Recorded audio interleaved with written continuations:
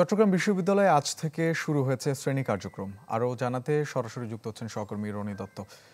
রনি, চট্টগ্রাম বিশ্ববিদ্যালয়ে শ্রেণী কার্যক্রম শুরু হয়েছে, সবশেষ কি তথ্য রয়েছে আপনার কাছে?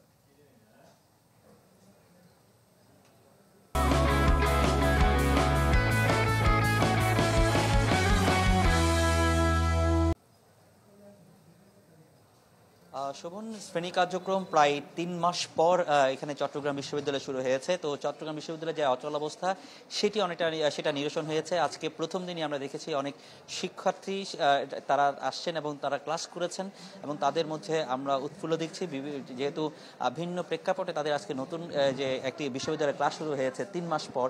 তো তাদের মধ্যে একটা ক্লাসে ফেরার একটা আনন্দ রয়েছে। তো আমি আপনাকে একটু ক্লাসের বিষয় জানাবো। বিভিন্ন জায়গায় ক্লাস হচ্ছে, বিভিন্ন জায়গায় ওরিয়েন্টেশন ক্লাসে অনেকে যারা বিশ্ববিদ্যালয়ে ভর্তি হয়েছিল তারাও কিন্তু আসতে পারেনি। তো তাদের আজকে ওরিয়েন্টেশন ক্লাস হচ্ছে। আমি এখন আছি ইতিহাস বিভাগে, তাদের দেখতে পাচ্ছেন আপনি ওরিয়েন্টেশন ক্লাস হচ্ছে। এবং আরেকটি বিষয় জানিয়ে রাখি, চট্টগ্রাম বিশ্ববিদ্যালয়ে কিন্তু যে ছাত্র গণ অভ্যুত্থান, সেখানে কিন্তু এই ইতিহাস বিভাগেরই দুইজন শিক্ষার্থী ফরহাদ হোসেন এবং হৃদয়চন্দ্র তরুয়া, তারাই কিন্তু এখানে শহীদ হয়েছিলেন।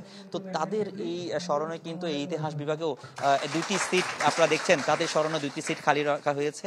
এবং সেখানে যে আজকের যে ওরিয়েন্টেশন ক্লাস, সেখানে কিন্তু তাদের স্মরণ করেই আসলে তাদের ওরিয়েন্টেশন ক্লাসটা কিন্তু আসলে তারা শুরু করেছে। তো যেটি বলা চলে যে আসলে সার্বিকভাবে বিশ্ববিদ্যালয়ের প্রতিটা বিভাগেই এই ধরনের নানা যে কার্যক্রম, শ্রেণী কার্যক্রম এবং শিক্ষার্থীদের যে মুখর অবস্থান, সেটি কিন্তু আমরা দেখতে পাচ্ছি। এবং শিক্ষার্থীরাও যেটা বলছেন, তারা যেন আর যেন সেশন জটে না পড়েন।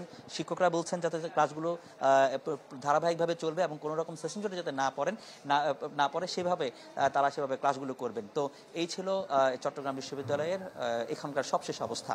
শোভন। রনি, আপনাকে ধন্যবাদ।